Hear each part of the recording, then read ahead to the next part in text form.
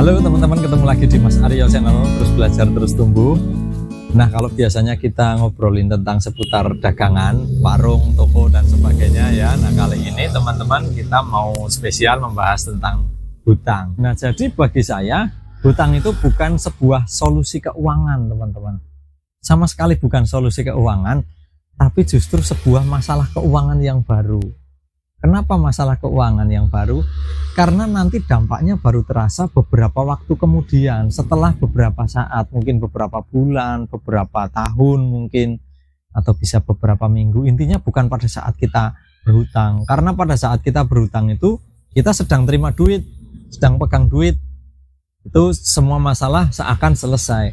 Tetapi di bulan berikutnya, ingat teman-teman, cicilan sudah mulai berjalan, dan itulah mulainya masalah baru di situ, teman-teman. Nah, pertanyaannya kan terus gimana nih kalau sudah terlanjur, sudah kadung, gitu ya, bahasa Jawanya udah kadung, udah terlanjur, udah punya hutang, udah nggak lunas-lunas nih, rasanya udah ngangsur, udah nyicil ini udah lama tapi kok nggak lunas-lunas. Nah, ada beberapa langkah yang bisa kita lakukan, teman-teman. Ini juga sebagian itu berdasarkan pengalaman di masa kecil saya yang dilakukan oleh orang tua saya, ya, karena orang tua saya hutangnya banyak, tadi sudah saya ceritakan, dan mereka, saya bersyukur sekali orang tua saya adalah orang yang sangat bertanggung jawab, gitu ya, bertanggung jawab kepada keluarga, karena hutang itu dulu untuk memenuhi kebutuhan keluarga, kemudian juga bertanggung jawab untuk melunasi hutang ini apapun keadaannya, bagaimanapun kondisinya, teman-teman. Nah, ini nomor satu, langkah pertama yang bisa kita lakukan adalah kita menyadari dulu, kita mengakui dulu. Ini dulu orang tua saya juga begitu. Kita mengakui, menyadari bahwa kenyataannya, realitanya gitu ya, kondisi keuangan kalian, kondisi keuangan kita itu sedang tidak baik-baik saja. Jadi keputusan kalian untuk berhutang di masa lalu itu membawa konsekuensi yang sekarang ini, yang harus dihadapi saat ini. Jadi harus ada kesadaran dulu, teman-teman. Karena sangat sulit ya menyelesaikan sebuah problem, sebuah masalah yang kita sendiri nggak menyadari bahwa itu adalah sebuah masalah. Jadi yang pertama kita harus sadari dulu bahwa itu adalah masalah. Langkah yang kedua, teman-teman, drastis sekali, yaitu kita harus turunkan gaya hidup, apapun gaya hidupnya, teman-teman. Karena apa? Karena kembali ke poin satu tadi, kita sedang ada dalam masalah. Kita nggak sedang baik-baik saja gitu ya. Baik keuangannya, bahkan mungkin nanti merembet ke yang lain-lain, hubungan keluarga dan sebagainya, bisa nggak baik-baik aja gara-gara duit ini, gara-gara utang itu ya. Jadi yang kedua adalah kita turunin gaya hidup, jangan nurutin ego. Jadi kita tutup mata, tutup telinga dari pengaruh yang lain lah gitu ya. Mungkin kita lihat orang lain gaya hidupnya baik, kita juga kepinginnya wajar, kepinginnya wajar, tapi kita sedang dalam kondisi begini. Jadi ya kita harus sadar ya, harus diturunkan dulu, teman-teman, turunin banyak-banyak gitu ya. Yang pertama itu gaya hidupnya dulu diperbaiki. Nah, kemudian yang ketiga, kita kurangi pengeluaran yang nggak perlu. Nah, ini teman-teman, jadi garis bawah ya, bahkan pengeluaran yang nggak perlu saja harus dikurangin, apalagi gaya hidup yang cuma gaya hidup gitu ya, yang cuma lifestyle tadi yang di poin kedua. Nah, poin ketiga ini kita mengurangi pengeluaran yang nggak perlu. Jadi kita perlu mencatat dulu, kalau bisa dicatat. Kalau kalian nggak mencatat ya diingat-ingat, tapi kalau diingat-ingat kadang susah, teman-teman ya, karena kadang kan banyak. Jadi kalau saran saya sih dicatat, catat aja pengeluaran kalian itu apa aja setiap bulan. Nah, nanti dari pengeluaran yang dicatat ini kan kita bisa tahu ya, jadi pengeluarannya buat apa saja. Nah, terus paling banyak nominalnya tiap bulan itu pengeluaran apa sih yang duitnya paling banyak keluar. Nah, dari situ nanti kita coretin nih, mulai kita lihat pengeluaran mana yang nggak penting-penting banget, yang ternyata nggak penting-penting banget. Nah, terus pengeluaran itu kita pangkas, misalnya nggak penting dan nggak mendesak. Kalau misalnya contoh misalnya kalian langganan koran gitu ya. Nah, dalam kondisi seperti ini, dalam kondisi lagi susah, masa iya mau langganan koran terus? Ya kan, baca korannya juga nggak akan fokus, teman-teman. Kemudian jajan, ngopi-ngopi di tongkrongan misalnya, sering keluar sama teman-temannya dan sebagainya, itu pengeluaran yang nggak perlu, itu bisa dicoret dulu, teman-teman. Kenyataannya kondisinya kita sedang tidak baik-baik saja ya. Nah, kemudian juga selain itu kita cek juga peralatan elektronik di rumah yang selama ini jadi beban tagihan listrik di rumah. Ini juga sepele tapi penting ya, teman-teman ya. Poinnya adalah kita kurangi pengeluaran yang nggak perlu. Tiap rumah tangga pengeluarannya beda-beda, tiap orang pengeluarannya beda-beda karena kehidupan tiap orang beda-beda. Jadi nanti teman-teman juga bisa kalkulasi sendiri, bisa catat sendiri, bisa hitung sendiri. Mana yang benar-benar nggak perlu, tidak usah.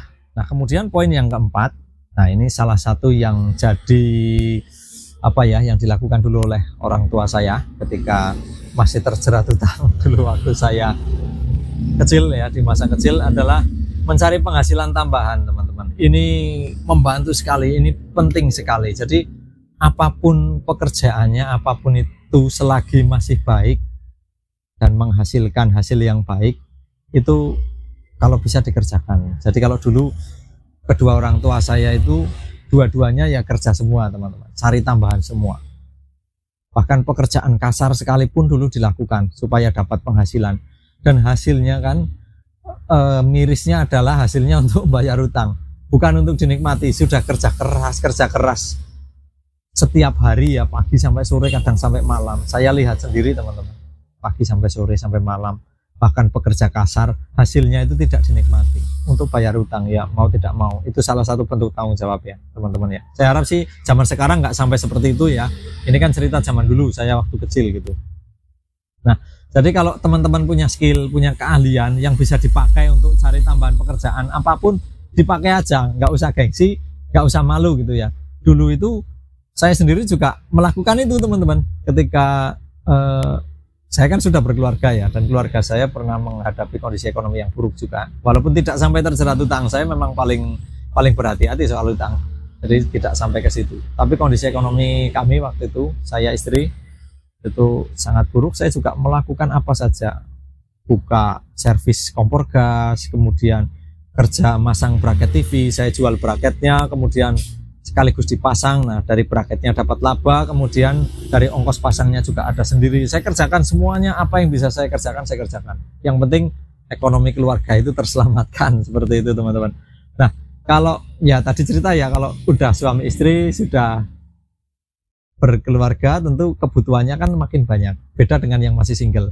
Nah, tapi juga personilnya banyak nih, teman-teman, nggak hanya sendiri, ada dua orang, ada suami dan istri. Nah, dua-duanya bisa maju bareng, bisa kerja semuanya ya, mau tidak mau kan dalam kondisi seperti ini.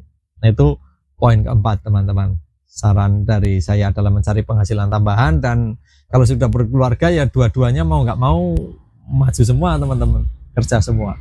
Nah, kemudian poin yang kelima, kalau memang perlu nih ya, kita harus rela menjual sebagian harta benda, barang-barang yang kita miliki atau yang kita punyai untuk membantu membayar hutang, untuk membantu mengurangi beban hutang.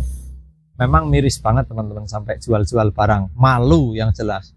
Tapi lebih malu lagi kalau kita, apalagi laki-laki ya seperti saya sebagai kepala keluarga, itu nggak bisa menyelamatkan keluarga, tidak bisa memenuhi kebutuhan keluarga, membawa keluarga ke hal atau ke kondisi yang jauh lebih buruk, itu akan lebih malu. Walaupun jual-jual barang malu, kalau saya sih lebih ambil langkah itu, ya jual aja lah. Apalagi kalau barangnya ini barang yang bikin pengeluaran makin banyak, bikin utang makin banyak. Misalnya gini, contohnya dulu kita ambil pinjaman hutang untuk beli mobil misalnya gitu ya, sementara mobilnya sekarang juga nggak perlu-perlu amat, sedangkan pengeluaran untuk operasional mobil juga banyak, bensinnya lebih banyak daripada motor, pajaknya lebih mahal, servisnya lebih mahal, apa-apanya lebih mahal ya.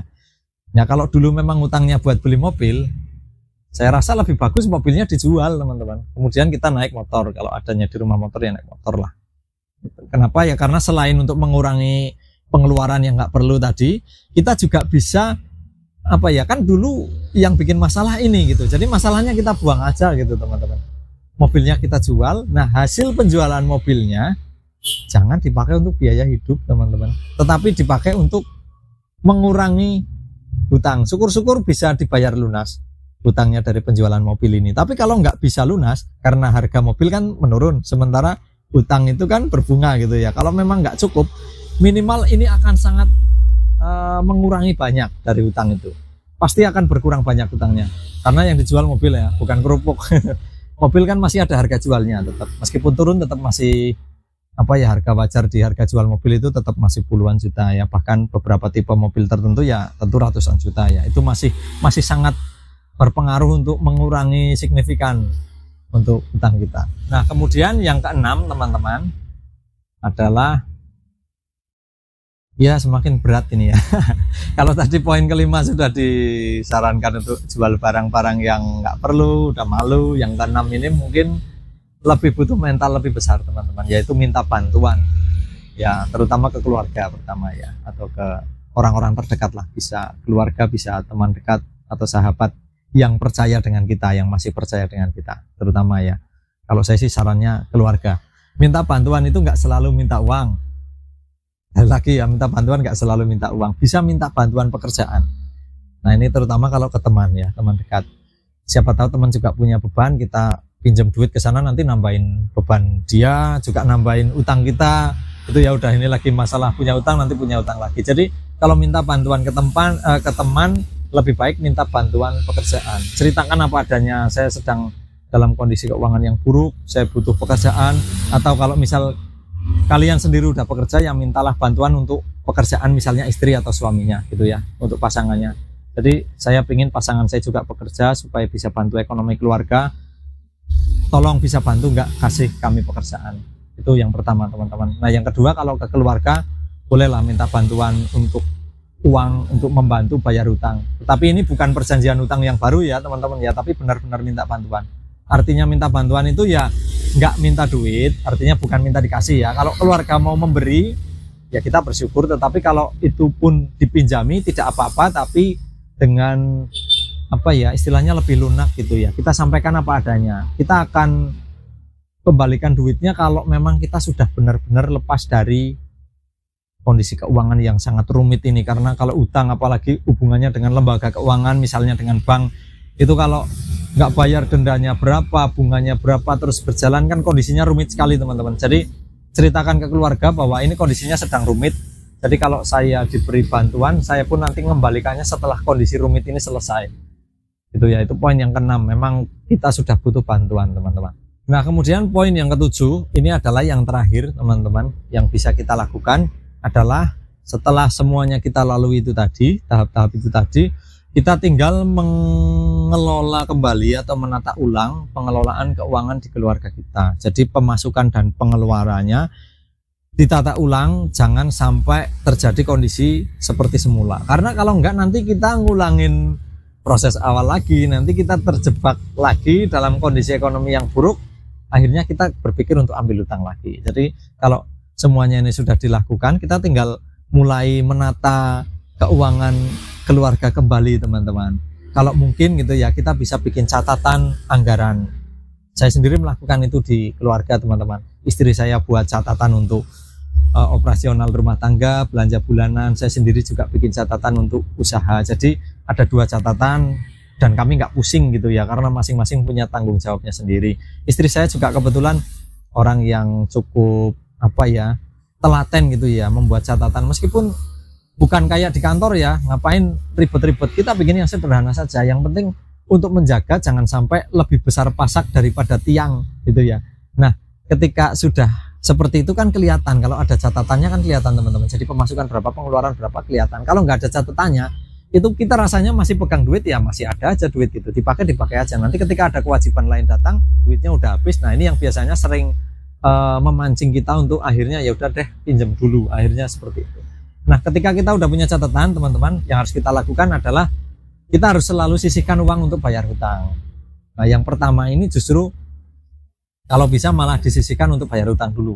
Jadi bukan disisakan ya, beda ya, disisakan dengan disisihkan. Disisihkan itu di awal, kalau disisakan itu di belakang. Kalau disisakan belum tentu ada sisanya teman-teman. Jadi disisihkan di awal dulu, dahulukan untuk bayar hutang, kewajibannya berapa, kita bayar hutang tiap bulan misalnya cicilannya, kita dahulukan.